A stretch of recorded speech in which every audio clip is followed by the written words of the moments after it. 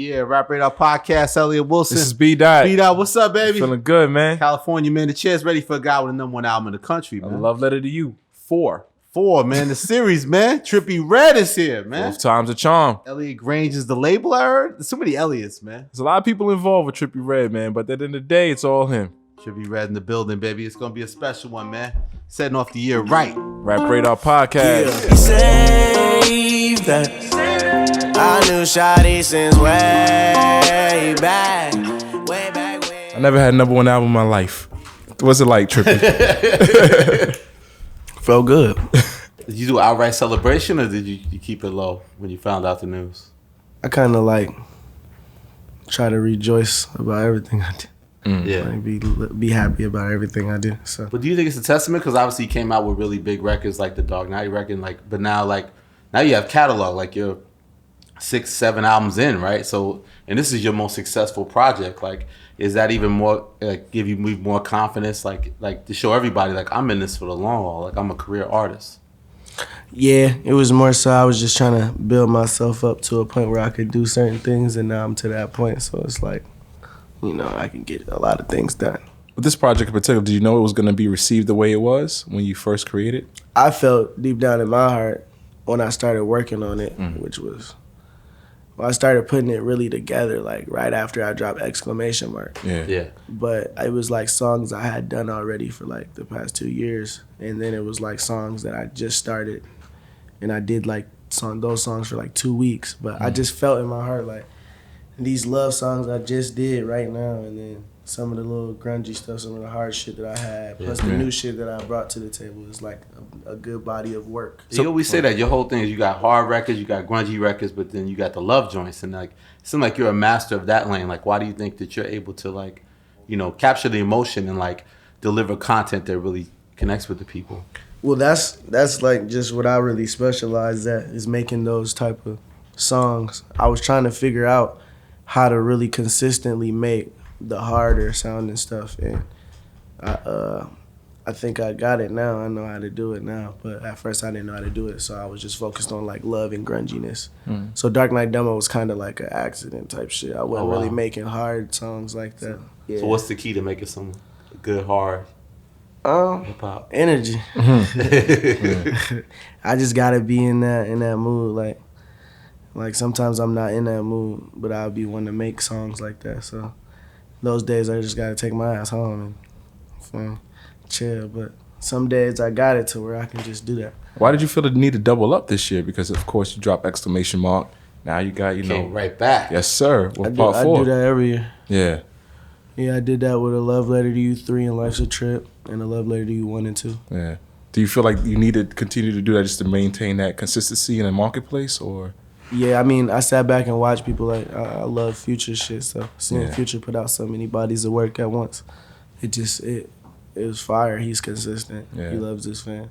Yeah. When you first had the Love Letter to You, the first one, did you know it was gonna end up? Did you have a vision to make it a series, like to keep adding on to it? Yeah, but I was only thinking about making 2 or 3, but now I'm planning on making like 6. What was the turning point? What made you change your mind? I feel like every project I can just elevate from. You know what I'm saying? So that's what really changed it. It's like, and then I got my own like little motives, like 6 Kiss. I don't know, just the number 6 in general. Yeah. I like to fall on that number. So you think it's no accident that this is your most successful one? You feel like as an artist you're at your best right now? yeah, it was like exclamation mark was just me working on a different sound that ultimately was helping me work on my main sound. You know what I'm saying? It changed a lot of my main music and added and implemented shit that wasn't there at first.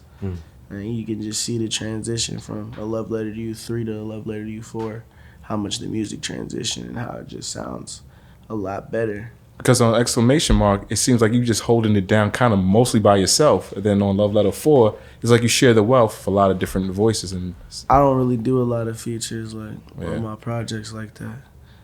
Like Life's a Trip and A Love Letter to You 3, it wasn't really that many. like that. I put people that ain't really famous on my project. Yeah, I noticed that. Yeah, like the brother Little Wop, right? Like he also helps you get on in the beginning, right? Like I know I like him on that joint. What's the Jungle Book and stuff. Like talk about him. Like he was one of the key figures. Like when you went to Atlanta and first started building your career. Yeah, one of my fans commented his name under my stuff, and then I went to his shit, and then ever since then we have been like cool. He picked me up that same day, and we just kicked it, and then after that we ain't never not kick it for a while, and we was both doing music. So. And Chris King, he's another one, right? Why? When I left from Atlanta and went to Ohio, I hit up Chris King. Well, Chris King hit up me because he was liking my music from a distance, but I wasn't really that popping or whatever. But he was telling me to come out there because they could change my life. Right. So I did. He said he told you 3 years ago that this game was ours. When he told you that, did you believe him? Yeah. But even this particular project, like the intro, like you set the tone really hard, man. Like, was it therapeutic to get that stuff off your chest? Mm-hmm. On Lee Ray? There was some hard lines on there too, man. Like one of the joints you said, the best part of us was me. You know, when you were with me, you were a genius. Now you gotta live live life as an idiot. Mm-hmm. Like, what was that session like for you to get all that out off your chest? Fun. It sounded good. Right. I just like listening to it. Yeah. You said the other line, I do miss who I thought you were. This red wine good as fuck. What does that mean? Why I miss who I thought you were? People will come into your life and show you one side of them. Yeah. And then you'll meet a whole nother side of them down the road. And then you'll miss who you thought that person was. Right. No, it's like a lot of times the relationships you've had, it's been kind of more in the spotlight, right? A little more public. Do you think that going forward you may not do it the same way? Does that factor into anything? It don't matter to me. It ain't hurting me. Right. Yeah. You know what I'm saying? And 9 times out of 10, I don't really have nothing against anybody. I don't have nothing against my exes or anything. Maybe they might have something against me or something, but I don't have nothing against them. So I don't never feel any way or feel like, damn, I gave them this and that. I don't give a fuck what I gave them. Right. They ain't with me now, so you know what I'm saying? I don't think my fans or anybody that I rock with is really gonna be rocking with whoever I don't rock with like that. Right. You know, so. But if you rock with a young lady, you feel like it's almost natural that you're gonna bring her to the forefront and share that with the just public. Depending on how I'm feeling, I might do a little secret dating or whatever. I guess that's what they call it. I don't know why. You know, sometimes I don't even be planning on showing nobody. It just happens. Like people just see me out and then they record and then it ends up happening again. But do you like that those experiences kind of inspire you and inspire the music and inspire content that comes from that? Even without the internet things, I would still be making the same type of music. I still feel that about. Like the music I make, I feel that about multiple girls. It ain't just about people I've been in relationships with. It's about people I just maybe even slept with or just fuck with. Like, you know what I'm saying? Like friends with or something. Like. I was wondering that if you make this like a lot of music that's catered to sort of like touching on these topics and obviously the appeals to like a female demographic. People mistake like a love letter to Euphoria. Like it's not about any specific person. It's about multiple females that I've messed with over the years. You know what I'm saying? Like if a song is named after a person, okay. That intro, that's I'll give cool. you right. You know what I'm saying? I'll give you that. But a whole letter to one person, no, like it's to the world, you know what I'm saying? It's just feelings, my emotions to the world. You know what I'm saying? I just want people to feel how I felt making those songs. Do the women that hear the songs that's inspired by them ever hit you up? Like that get inspired by listening to the song? Yeah, well like the intro, like, you know, Lee Ray. I'm saying that. Like, when she heard that record, like, what was the response? I stay away. You feel me? Right. It was just, you feel me? I look at it like it was just a feeling I was feeling. And ultimately, people can take it how they want to. I wasn't meaning no harm by it. I was just trying to get my emotions out. It's therapeutic. Yeah, so do you feel like when you nothing against anybody. When you tap into that, do you feel like that style of music is going to cater more to a female demographic? That other women are going to like these music and that song? Is that your intent too? I have so many intents at once. It's like the music I make for multiple different sections of people because I just know different people listen to different things from me. So making a love letter to you for it was literally trying to touch on every base I could. But it's like, it's a little bit of stuff I couldn't implement. Like I couldn't implement the rock. I couldn't implement a little more alternative side to it, which is ultimately why I make projects like Life's a Trip. You know, Life's a Trip was like the more alternative hip hop-ish vibe. And, you know, I'll probably do that again too. Why are you so driven? You always talk about like, why are you so driven to kind of showcase that versatility? Because a lot of your peers probably can't go to all these different places. Like, why is it so important for you to show that versatility in your music? Honestly, being versatile keeps me going. Like, you know, just being able to do so many styles of music and just do a lot of different melodies and stuff. It's fun. It never gets boring. Yeah.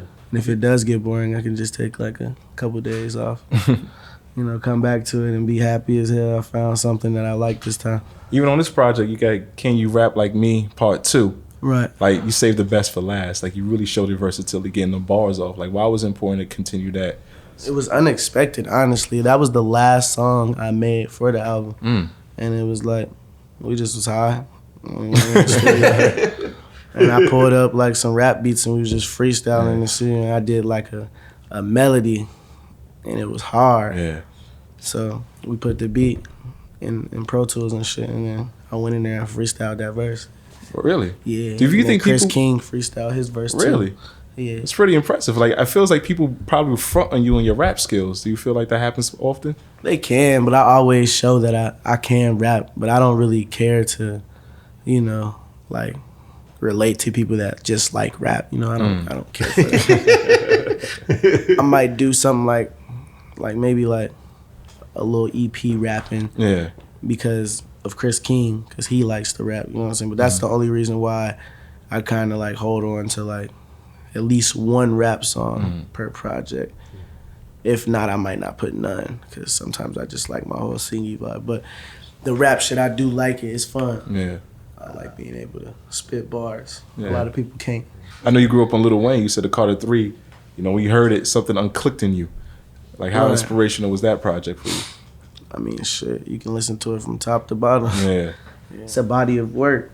Yeah. I look at like a love letter to you, like Carter's. My Carter's. Those are my Carters. Yeah. I love the diversity on too. Like, you had this one record, the Till the End of the Time joint. It sounds like you was writing it inspired. It almost sounds like it could fit a rock group. Like, when you were writing that, like, was that inspiration? Who was the inspiration when you were making that record? At the time of making all this stuff, I've also been working on like a rock album too. I've been working on a rock album with Travis Barker. Okay. So we're probably with Travis. Okay. Drop that this year, 2020. Oh, okay. Damn, we're working already. No times off. Your fans been seeking that though. Like, the thing the about you, rock is album I've been sitting on for a while. Just feeling like you're not fully ready yet at the time. Or it just took time to get it to where you wanted to be. That's honestly what it is, because it's been done. I just finished like 2 or 3 more songs for it, honestly, and I'm waiting for 2 more features to come in, and then after that, I'm done with it, like, completely. It's basically already there. What makes it rock? Like, just the guitars, or like kind of the energy? It's literally rock. Like, it's no hip hop aspect to it at all. It's just rock. You still like that hip hop element, because on the record Death, you got Tear the Club Up sample. You know what I'm saying? Like, did you grow up hit a motherfucker? Hit a motherfucker. Right. Hell yeah. Like, did you 3-6 Mafia. 3-6. Like, did you grow up listening to those too? Like, why did you fit that energy? DJ Paul was there when I made it, so you know. Oh wow. Yeah. So I was in the studio. I was high. Said a few words. Sounded good. So I said, "Simone, that motherfucker."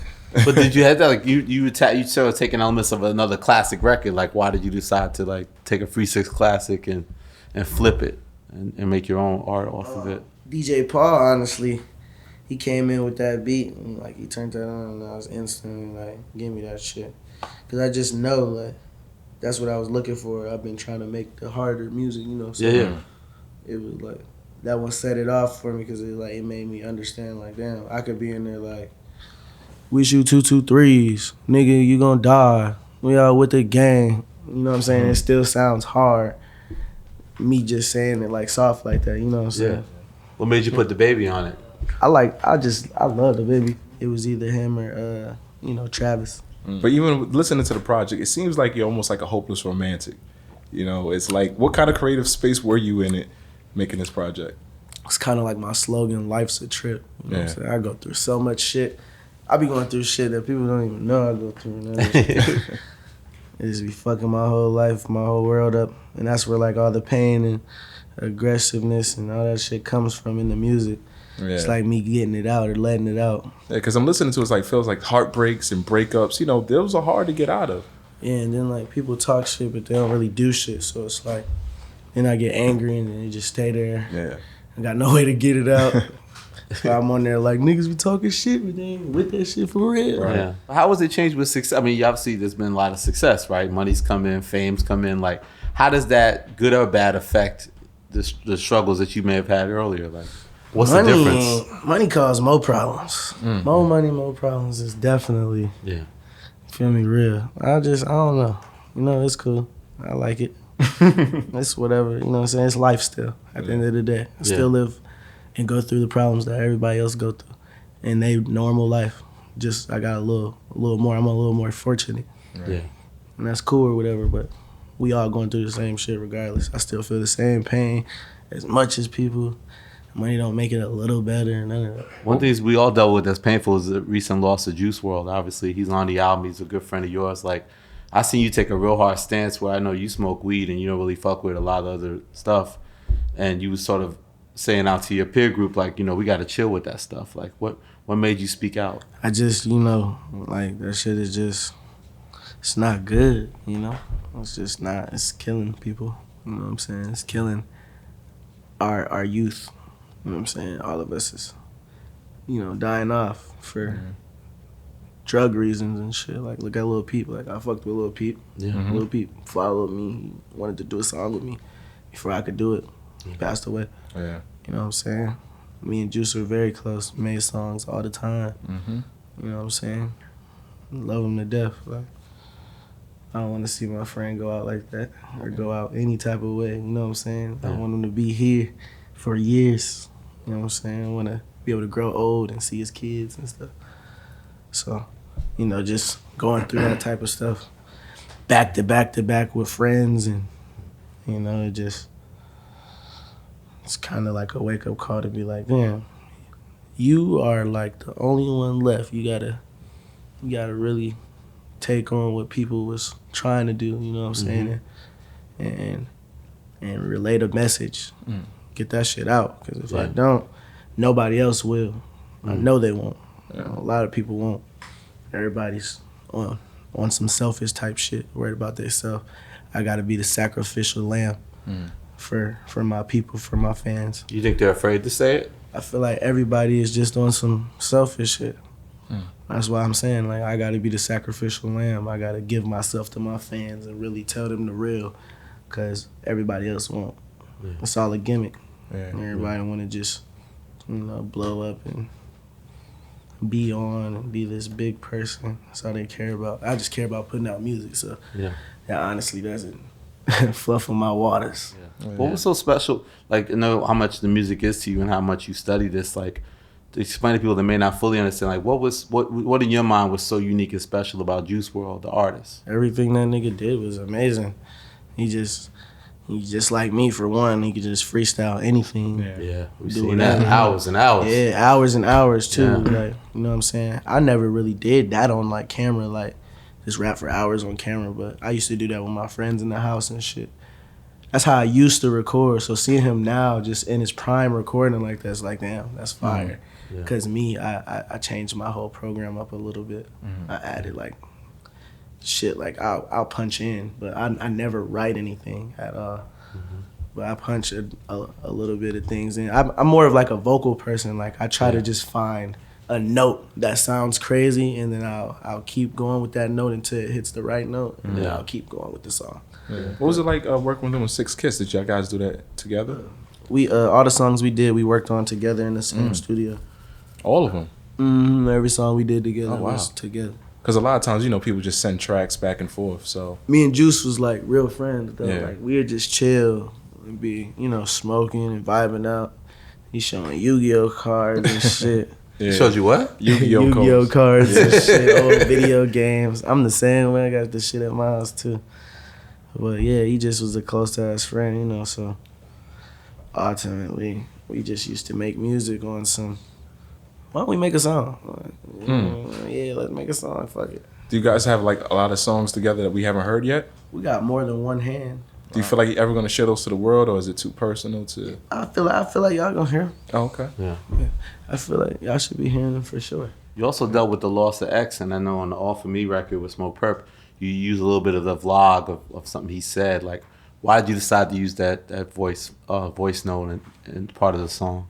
I mean, he was basically touching on how he felt like selfish, you know what I'm saying? Because he wanted that person to be all for them, all for him and shit like that, you know. So it rhymed with the theme of the song. All For Me, yeah. Yeah, all for me. So, you know, I just looked up X love quote, and he was saying that shit. I was just gonna quote something myself, but I watched his video of him saying it.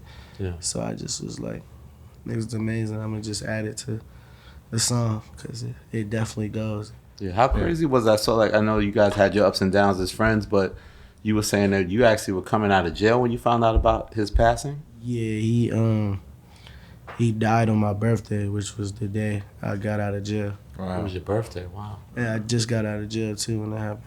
How did you cope with that loss? Cried on the jet. Damn. Yeah, I had to go to court and shit. Yeah. So I couldn't really go do anything or none of that. So I was salty as fuck. I was in a bad place. And one of those records, Abandoned, right? Like, I was listening to that, and it's a really touching song. Like, what inspired that particular record? Love. And you have the Mariah the Scientist on it too. Why do you feel like she was a fitting voice for it? Her voice was amazing to me. Yeah. She sounded like fucking a goddess. Her voice is fire. Speaking of the voice of a goddess, like, our sidebar, I saw someone, Nick Cannon, you were saying Mariah Carey songs, you grew up rocking with it, and you say you was singing the song, but y'all didn't say what the song was. What was the Mariah Carey song that a young Trippie was singing his heart out to? You remember the name of the song? Why you go? Is that her? Or is that somebody else? I'm trying to catch the melody. I have to Shazam that. Is that the right one, or am I tripping? That's Keisha Cole? Okay, no, okay. That's OT Genesis. Look, I don't even remember the song. I just know I used to sing that shit word for word. If it came on right now, I sing it right now. And that's your mom, so it's just a musical family. Like, she was pounding that note. I'm not bumping. Yeah. I'm not walking around now bumping Mariah Carey. Right. But I love her music. I love her influence and what she did for the culture, for sure. Yeah. And she definitely has songs that I can sing word for word that I just don't know. Yeah. No, to the melody aspect is right. Like, when did you start to realize how to incorporate melody in your music? Like, when did that click for you? Probably back then, like literally around that time when I was just singing songs like that. I could just sing songs, and then I would just be able to rap too. Look up a Boondocks type beat. And when did it hit to, like, incorporate? You said you still call it the screaming element. Like, when did it hit that, like, oh, that could be a good element for me to use in my music? Like, the sort of screaming tones you started adding to it. I felt like I had everything. I was just missing, like, something that just stood me apart from people, and ultimately it ended up being the screaming or like straining my voice a little. But it's not really straining to me. Like, it never feels like I'm straining my voice or none of that. It's just like a tone I can get out of my voice. What was the early Trippie years like growing up in Canton? Canton, Ohio. Canton, Funny Ohio. as hell. Bad as hell. Only thing we know from that is what, the NFL Hall of Fame or something's in there, Canton, Ohio? Yeah. That's all I knew. When I hear Canton, Ohio, that's all I think about. Shit was, it was cool though. It was whatever. Yeah. I ain't really like it like that. Did you feel like you was ever gonna make it out of there? People don't ever feel like they're gonna get out of there, but Was that why it was so important to leave so early? Like, what, 15, 16 you left? Like, did you feel like you didn't want to be this cat that's whole life is in Ohio? Like, you needed to step out? I mean, it wasn't Ohio, it was just Canton, but you know, I went to Columbus, and it was like I got to doing stuff. I got to be able to, you know, ultimately make love scars. I made love scars in Ohio. So. Oh, wow. Yeah. Okay. So, And then you had got the love scars. It was one of the early tats you got, right? And then you almost like put that pressure on yourself, like, and then make a hit. Like that's crazy. I Like tatted Love Scars before it became a hit song. Wow. that's crazy. When did you? I was just trying to use that as like a branding. Mm. You know, I was just like, damn, I need something that brands me. You know what I'm saying? Like what really fits my vibe. Yeah. Like, what's gonna make me different from everybody else. Or, you know, so ultimately I made that song. The boldness to do the face tat thing, like what made you go all the way with that you knew you wanted to get a tat, not just that, but get to start be known for face tats? I just knew I was gonna make it. If I wouldn't have made it, you know what I'm saying, I would have been shit out of luck. When did you decide when did you realize things started to click for you musically? I ain't gonna lie, I always thought like shit was like gonna click for me. Mm. Like, I always used to think like I'm gonna be big. It was like nobody would like back up that. You know what I'm saying? Like Yeah. me saying that. It was just me saying that. So I had to just get up and do me. Was there a particular song? Was it Love Scars, or you realized, oh, things are really becoming different for me? It was probably when I made my first tape called Awakening My Inner Beast. Mm. And it was like I had a song with me and Cody Shane, produced by Pierre Bourne. Pierre Bourne. All my older stuff was produced by Pierre. Wow. I've been working with Hamad Beats, and he produced Under Enemy Arms. Mm. Before then, you know what I'm saying, he was just Hamad Beats. I don't know if he Right. had other like producer credits or Mhm. Yeah. records that were big or not. You know what I'm saying? I just was working with him because I heard something on Instagram and he had like a couple 100 views on it, and I just thought it was amazing. Like, why the fuck does this nigga not have like 100,000 followers or something? Right. So we gonna take that A&R position at a label then, Trippie. My own damn label. For sure. In progress. Do you have desires to like take it to an executive level? Mm-hmm. Yeah. Hell yeah. Yeah. And still make music. Right. Speaking of executive, so I hear my name's Elliot. There's this other guy, Elliot Grange. Man, I keep hearing about him, like Lucian Grange's son. You're signed to his label. Like, how did you connect with him, and like, why is that the right home for you right now? Ultimately, I connected with him. I mean, you've sort of empowered the whole movement, right? I mean, you were the first kind of artist of this whole structure, and like validated the whole thing, right? Mm-hmm. He just focused on me for a while and ultimately worked. What did he say he saw in it, and like, why did you feel like this is the right move for me? I mean, he seen me where I'm at now, sitting here in front of him. Yeah. He just #1 album. He knew it. Yeah, he knew it. He was just, he was motivated. I seen the anxiousness in his eyes for an artist that was really gonna, you know, take things to the next level for ultimately myself and the label, you know. Do you think that was a better fit for you than maybe going to like a major label structure and you may get lost with all these other artists? Like, you knew it was honed in, like he's gonna give you the attention and you get the backing that you need to put it out there the right way? Yeah, and ultimately, you know what I'm saying, who doesn't want to, I like more like family-oriented things, so like to know that there's not that many on our label, but I'm one of those guys, like I'm definitely the first one, Yeah. you know, it feels different, doesn't feel the same. Being different As is- being on a major, you know, where people, you know, they be crying to me like, oh, Yeah, I'm sure you hear how a lot do of you be fellow able to artists. be doing da da da? And how are you able to da da da? I wish I was da da da. I just be like, Yeah, shit. 2 albums in 1 year, right? Right. So you can't get that in other buildings sometimes and get the needle moving to get yourself in that position. And you have the desire for the accolades, right? I read an interview, you said you want the Grammys, the Billboards, all the things that come with being, I guess, you know, big artists. Those things are still in your view? Pretty sure. I want to go diamond, and I'm pretty sure I'm about to. Do you feel like that validates you as an artist? Those Um, kind of things? No, I'm gonna just go diamond again. That's gonna be the goal again. It seems like you're more attracted to the idea of like having these respected full length bodies of work than the hit thing of like, because you see a lot of your peers, they'll get a big I record. care about my fans, and I care about my worth and the history of Trippie Redd. I care about the Grammys. I care about the diamond records. I care about platinum, gold, and Billboards and #1s. I care about all that shit because that's just my history of me. You know what I'm saying? Yeah. That's what I care about. I care about how my fans, they help me do that type of shit, you know. And that's like really all I care. I don't care for all the other shit that everybody care about. It don't really matter to me.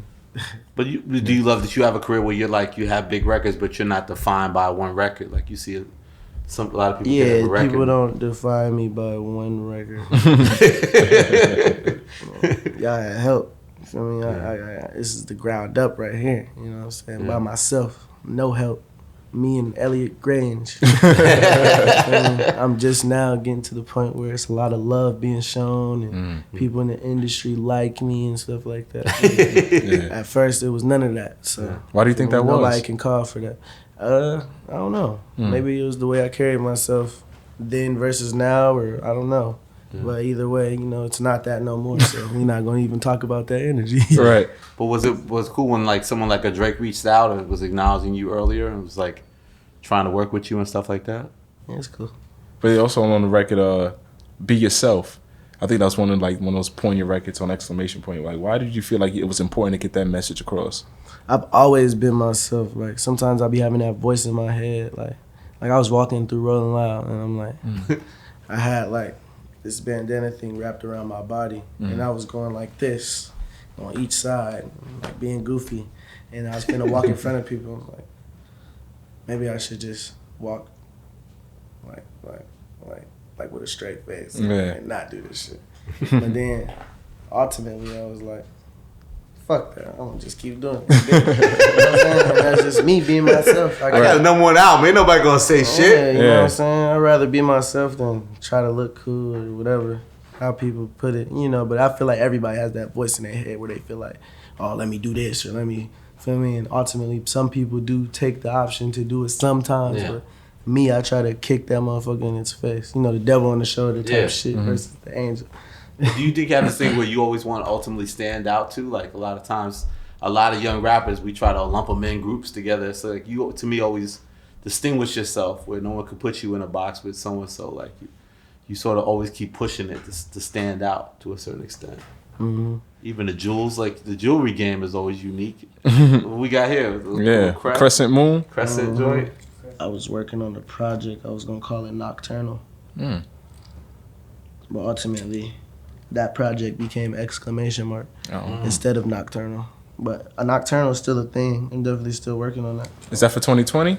No telling. Okay. It's just a project, you know, just a name I came up with and a concept. Yeah. What got you into jewelry? Like even though you got an R&P joint, the Richard Millie Plain joint. Like that's low-key one of my favorites off the project. R&P? Like, yeah, R&P. Like what is it about the jewelry game? Like you came in like unique and strong with it and like dedicated to it. Like what does it attract? How does it attract you to be involved with it? I know how to make jewelry, you know, versus a lot of people just coming up with a bunch of bullshit. What pieces are you most proud of? Do you think that stood out and like? I'm most proud of my Uka Uka joint, the one with the spikes going around it with the little face from Crash Bandicoot. Yeah. And the 8-ball. Getting one beat out? You gonna get an 8-ball joint? I gotta get this money, man. I know you're also most proud of your stage show because, you know, Rolling Loud. Like, when you go to Trippie Redd show, what can people expect? Love Me More tour coming, right? All right. January 22nd, Seattle. I'm, like, more on some, like, trying to give, like, a stage presence. Like, I want it to be set up. You know what I'm saying? I got, like, a whole look, a whole theme to it and shit. And, like, a whole way of dressing and all type of shit this time. So, it's definitely going to be, like, a tour. Yeah. Like, a real, like, tour. Not no, I'm about to come out in some sweats, a T-shirt, sweat. Nah, finna come out in a suit, nigga. For real? Jump a little bit, take that shit off, and get grungy. But you're on tour for like 3 months almost, right? Yeah. Wow. We're getting a lot of new shit in the set list, a lot of new joints. Oh, yeah, it's the whole album. Oh, okay. Performing in the full? Yeah, I'm gonna perform most of the album for every show. Okay. I heard you said like with every project, you challenge yourself to have your own like top 5 songs of the project, right? Yeah. Do you have a top 5 for this latest project? I like every song.